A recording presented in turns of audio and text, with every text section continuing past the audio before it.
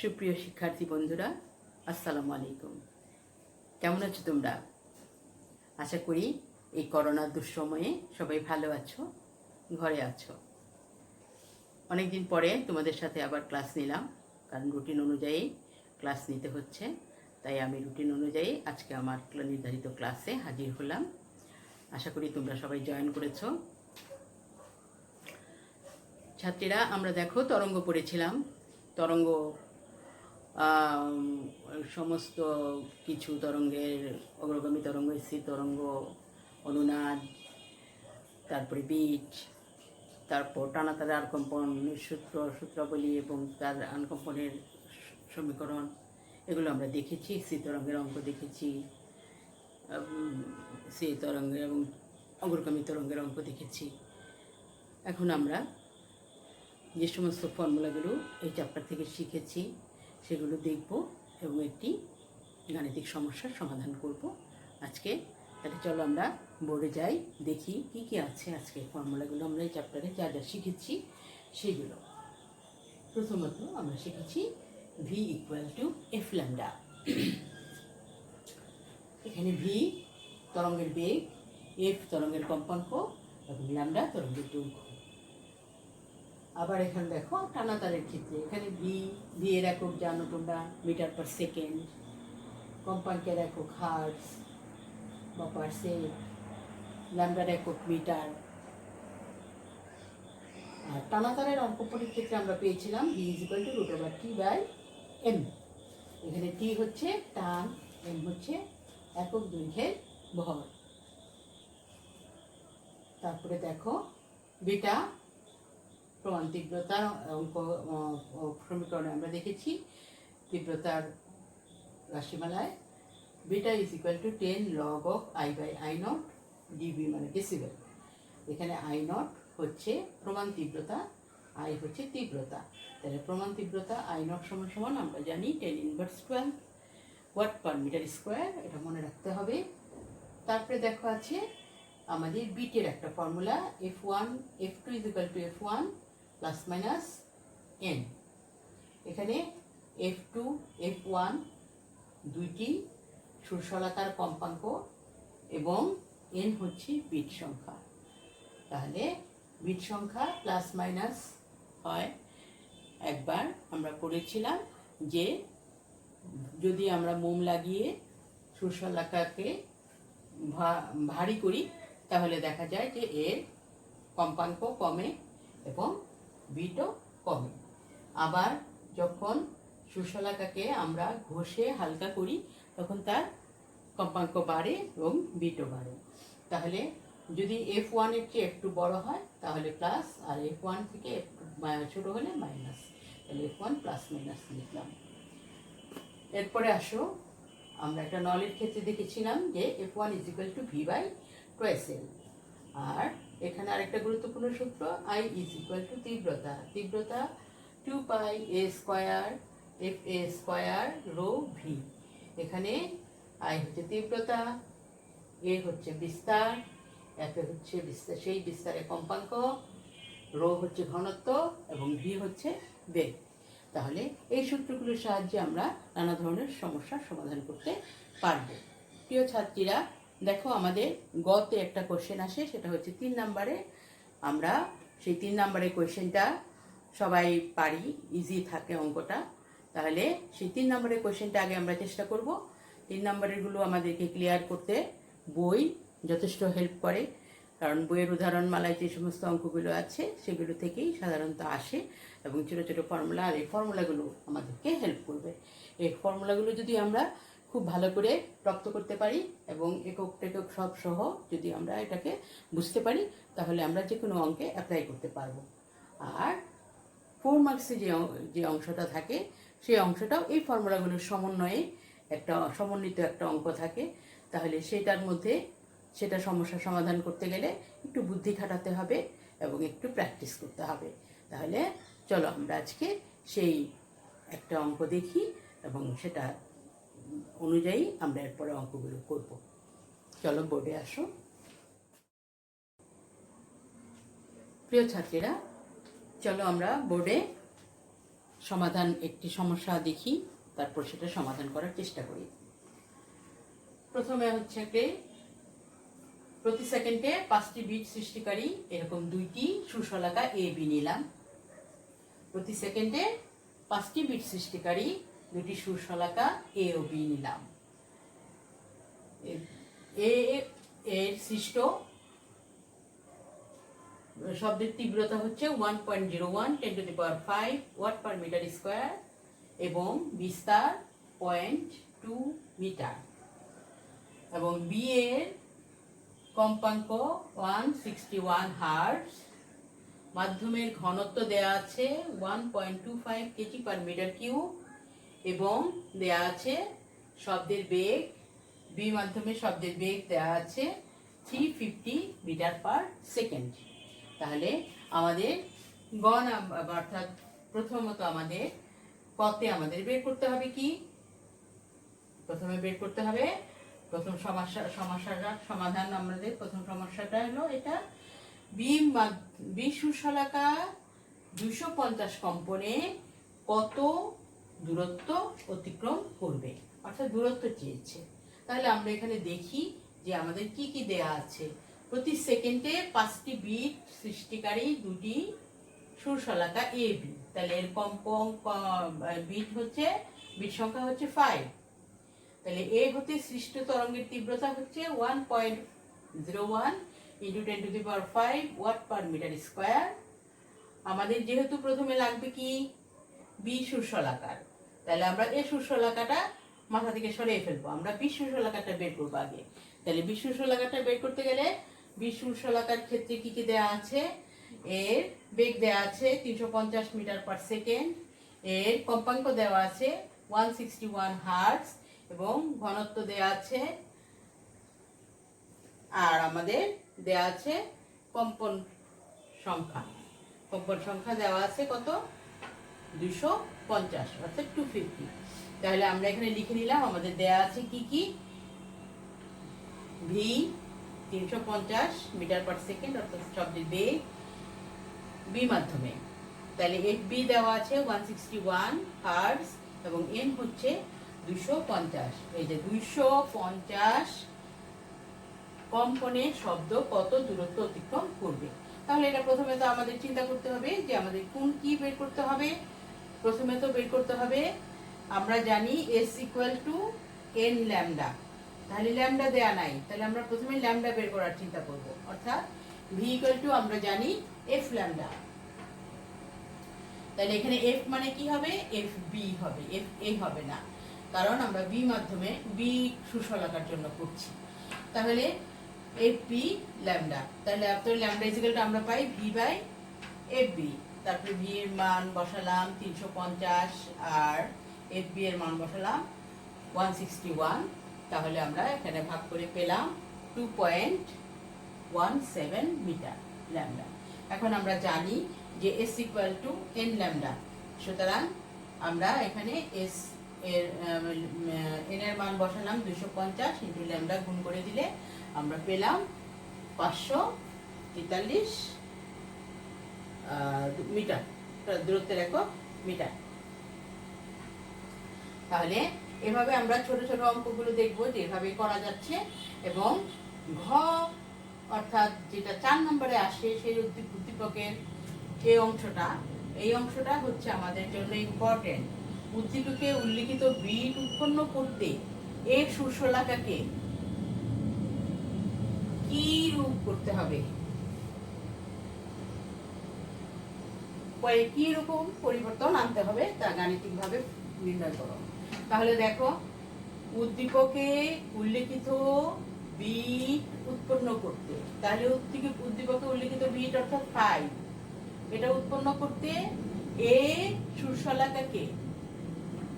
সুশলাকাকে কি রকম পরিবর্তন করতে হবে, কি এটাকে ভারী করতে হবে না এটাকে হালকা করতে হবে, এটা আমাদের প্রমাণ করতে বলেছে গাণিতিকভাবে।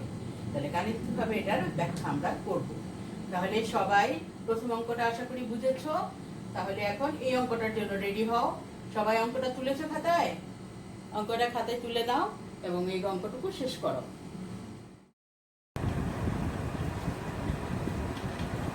উদ্দীপকে যদি আমরা এর সুশলাকাটিকে কি পরিবর্তন করলে এর বিট সংখ্যা 5 থাকবে। আমরা অঙ্কে পড়েছিলাম, উদ্দীপকে আমাদের ছিল বিট সংখ্যা এ এবং বি এর বিট সংখ্যা 5টি। তাহলে আমাদের এখন বলা হবে যে কি পরিমাণ পরিবর্তন আনলে এই বিট সংখ্যা সমান থাকবে। তাহলে আমরা দেখব অঙ্কটা কীভাবে করা যায়। তাহলে প্রথমে তো আমাদের দেখি, আমরা যে যে জিনিসগুলো দেওয়া আছে আমাদের, দেখো বিস্তার দেওয়া আছে, এফে দেওয়া নাই, রো দেওয়া আছে, ডি দেওয়া আছে, আমাদের আই দেওয়া আছে, তীব্রতা দেওয়া আছে। তাহলে আমরা এফ এটা নির্ণয় করে ফেলি। এফ বি আমরা যেহেতু জানি, এফ এটা নির্ণয় করে ফেলি, অর্থাৎ এ সুশলাকার কম্পাঙ্ক। তাহলে আমাদের ফর্মুলা আমরা জানি, I equal to 2 pi square A square F A square প্রতি। তাহলে আমরা F A square equal to I by এটা লিখলাম, লিখে এবার মানটা বসাবো। দেখো আই বসানো হলো 1.01 into 10 to the power 5 watt per minute square ছিল আমাদের। 2 পায়ের মান বসালাম, পাই স্কোয়ার করলাম, তারপর হচ্ছে বিস্তার ছিল আমাদের 0.2 মিটার। তাহলে আমরা এখানে 0.2 মিটার বসিয়ে স্কোয়ার করেছি, এবং আমাদের রো ছিল 1.25 কেজি পার মিটার কিউব, এবং এখানে শব্দের বেগ ছিল 350 মিটার পার সেকেন্ড। একটা জিনিস এখানে খেয়াল করতে হবে যে অঙ্ক করার সময় প্রত্যেকটা জিনিসের একক একই এককে আছে কি না এটা ভালো করে খেয়াল করবে। যদি না থাকে একই এককে এনে অঙ্কটা করতে হবে, নাহলে অঙ্ক ভুল হবে। এবং আমরা এটা খুব কেয়ারফুলি লক্ষ্য করবো যে প্রত্যেকটার একক ঠিক আছে কিনা। যদি একক ঠিক না থাকে তাহলে অঙ্ক তুমি যত শুদ্ধভাবেই করো আমাদের অঙ্ক ভুল হবে। সেই জন্য আমরা সব সময় এককগুলো খেয়াল করব। তাহলে এফ ইকুয়াল টু আমরা পেলাম 2.92 10 টু দি পাওয়ার 4 অত হার্টজ। তাহলে F square F equal to 170.99 অর্থাৎ 171 হার্টজ। তাহলে আমরা এফ এ পেয়ে গেলাম 171 হার্টজ, আর আমাদের এফ বি ছিল কত? 161 হার্টজ। তাহলে এখন দেখা যাচ্ছে যে দুইজনের পার্থক্য করলে দেখা যাচ্ছে যে 10টা বিট উৎপন্ন হচ্ছে। দেখো এখানে 10টা বিট উৎপন্ন হচ্ছে। তাহলে প্রতি সেকেন্ডে আমাদের কি হচ্ছে? F A minus F B equal to 171 minus 161 equal to 10 hertz, হ্যাঁ, বা 10%, অর্থাৎ 10টি বিট প্রতি সেকেন্ডে আমাদের 10টি বিট উৎপন্ন হচ্ছে। কিন্তু আমাদের অঙ্কে প্রথমেই ছিল যে এ এবং বি দুটি সুশলাকার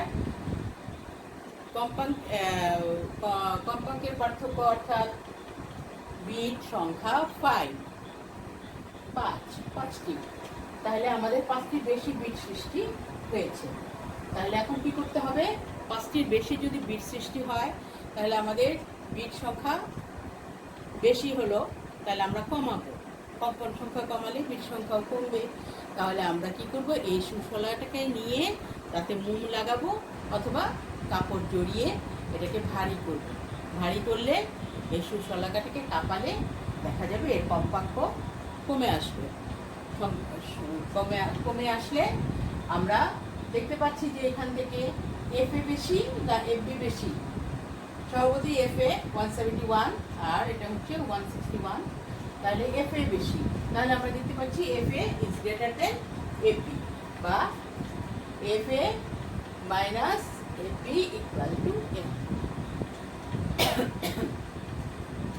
তাহলে F A equal to N plus F B. তাহলে আমরা লিখতে পারি 5 আমাদের ছিল 5টি বিট, আর এখন এটার কম্পাঙ্ক হচ্ছে 161, অর্থাৎ 166 বিট। তাহলে আমরা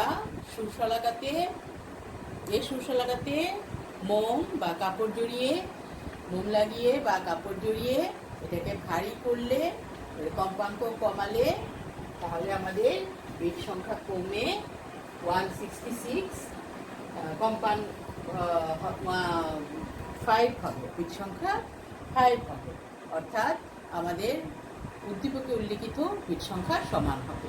তাহলে এই পদ্ধতিতে আমরা এটাকে করি। আর যদি এখানে দেখো বিপরীত ক্রমে যদি কোনো সমস্যা এরকম থাকে যে এখানে আমরা এফ এ কম পেতাম, যদি 161 থেকে কম পেতাম, তাহলে আমরা এটা কি করতাম?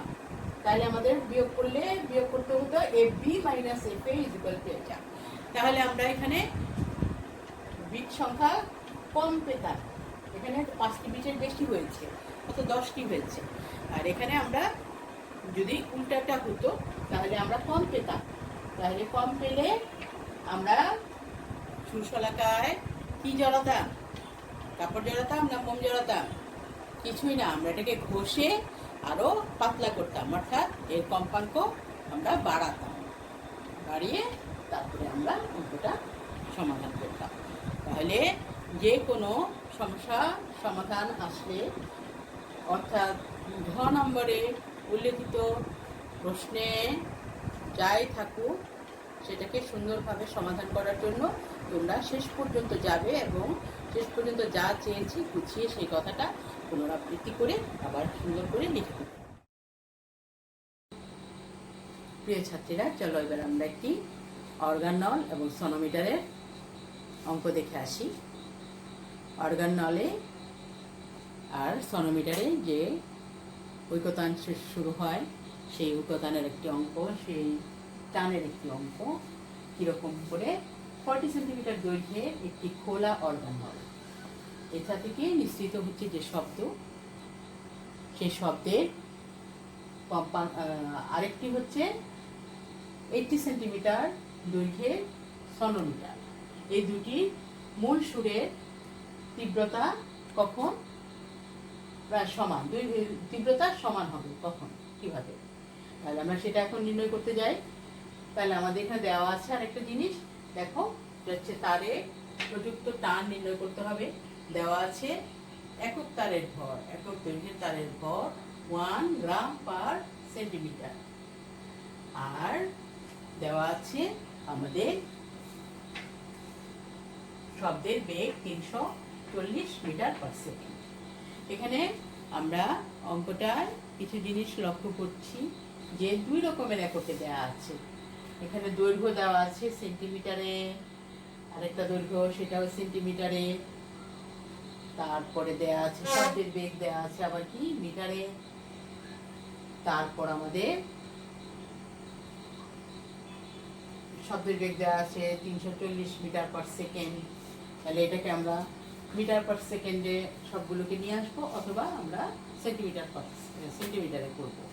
তাহলে আমরা সব সময় চেষ্টা করি অঙ্ক করার সময় যে মিটারেই নিয়ে আসার জন্য। তাহলে আমরা সবগুলোকে মিটারে নিয়ে আসবো। এখানে আমাদের আরেকটা জিনিস দেওয়া আছে, একক দৈর্ঘ্যের ভর mu equal to 1 gram per centimetre. 1, তাহলে আমরা এখন সেটাকে আমরা সবগুলোকে চেঞ্জ করে নিয়ে আসবো। তাহলে প্রথমে আমাদের দেওয়া আছে অর্গান নলের দৈর্ঘ্য এল যদি ধরি, তাহলে এল হচ্ছে 40 সেন্টিমিটার। এই 40 সেন্টিমিটারকে আমরা মিটার করব। মিটার করলে আমাদের কি হয়, কত দিয়ে ভাগ করতে হয়? 100। তাহলে ডিভাইডেড বাই 100 করলে আমাদের 0.4 মিটার হয়। আর সনোমিটারের দৈর্ঘ্য দেওয়া আছে 80 সেন্টিমিটার, এটাকে আমরা ধরলাম এল। সনোমিটারের দৈর্ঘ্য 80 সেন্টিমিটার, তার মানে 0.8 মিটার। তাহলে এটাকেও আমরা মিটারে নিয়ে গেলাম, এটাকেও আমরা মিটারে নিয়ে গেলাম। এখন একক দৈর্ঘ্যের ভর 1 কেজি পার সেন্টিমিটার, 1 গ্রাম পার সেন্টিমিটার। দেখো, তাহলে এখানে 1 গ্রাম 1000 আর পার সেন্টিমিটার মানে কি 100। তাহলে 1000 100 চলে গেলে 1000 বাই 100 আমাদের 10 ইনভার্স 1 গ্রাম পার মিটার থাকে, কেজি পার মিটার থাকে। তাহলে আমাদের ভি দেওয়া আছে 340 মিটার পার সেকেন্ড, সুতরাং এটাকে আর চেঞ্জ করতে হবে না, এটা মিটার পার সেকেন্ডে দেওয়া আছে। তাহলে আমরা এখানে আবার অঙ্কটায় যাই। দেখো, 40 সেন্টিমিটার দৈর্ঘ্যে কোনো একটি খোলা অর্গান নল,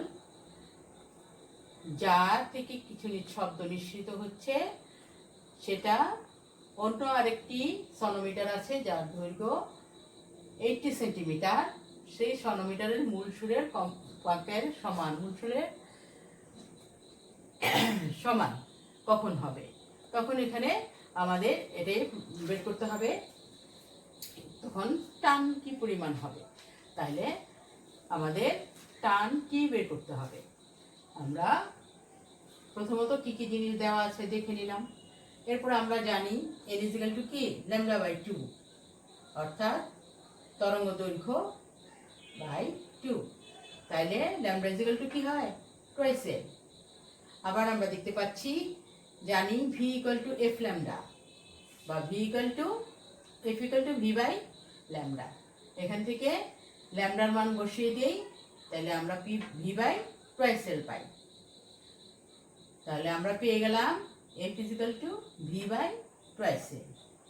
আবার আমরা টানাতারের ক্ষেত্রে, সনোমিটার যেহেতু টানাতারের ক্ষেত্রে আবার সনোমিটারের ক্ষেত্রে আমরা লিখতে পারি f prime is equal to 1 by twice l root over t by mu. এখানে t হচ্ছে টান আর মিউ হচ্ছে একক দৈর্ঘ্যের ভর।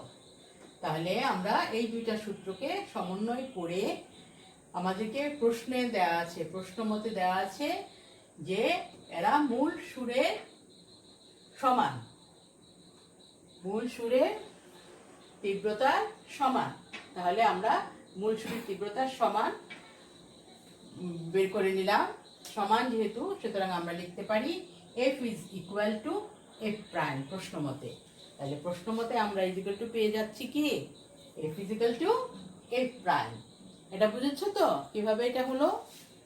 মূল সুরের সাথে যেহেতু দুইজনের মান সমান হবে সে তীব্রতা, তাই আমরা এটা তীক্ষ্ণতা সমান, সুতরাং আমরা এটাকে লিখতে পারি f equal to f prime. তাহলে f এর মান আমরা বসাই দিলাম। আমরা জানি এখান থেকে v by twice l, v by twice l is equal to 1 by twice l root t by mu. তাহলে এখন আমরা আমাদের মূল কথা বের করতে হবে কি টান। তাহলে আমরা ফর্মুলা ফর্মুলাকে এদিকে নিয়ে আসলাম, t by root t by mu, আর এদিকে নিয়ে গেলাম, তাহলে হলো vl by 12 by l, vl by l। এরপর আমরা মান বসাই দিলাম। দেখো এখানে v হচ্ছে কত? v 340 metre per second. তারপরে আছে আমাদের l আর l। l হচ্ছে একটা 0.8 আর একটা হচ্ছে 0.4, 0.8 মিটার, 0.4 মিটার। দুইটা বসালাম, বসিয়ে এখানে ক্যালকুলেশন করলাম, করলে আমরা পাচ্ছি i বাই, আমরা এখানে ক্যালকুলেশন করে পাচ্ছি 680। তারপরে আমরা এটাকে দুই দিকে স্কোয়ার করলাম, রুট আর স্কোয়ার চলে গেল, এটাকে স্কোয়ার করলে আমরা পেলাম 462,400। তাহলে t ইজিক্যাল টু আমরা কি পেলাম দেখো, t ইজিক্যাল টু 46 এত ইন্টু মিউ, মিউ দেওয়া আছে আমাদের 10⁻⁴, সুতরাং আমরা পেয়ে গেলাম 4.62 ইন্টু 10⁴ নিউটন। টানের একক কি নিউটন। তাহলে আমাদের বলা হয়েছিল যে এদের টান কত, তারের টান কত। তারের টান টি হচ্ছে 4.62 ইন্টু 10⁴ নিউটন। তাহলে এই অঙ্কটা তোমরা পারবে তো? আরেকবার যদি আমরা দেখতে চাই তাহলে আবার আমরা আসি। অঙ্কটা কি বলেছিল?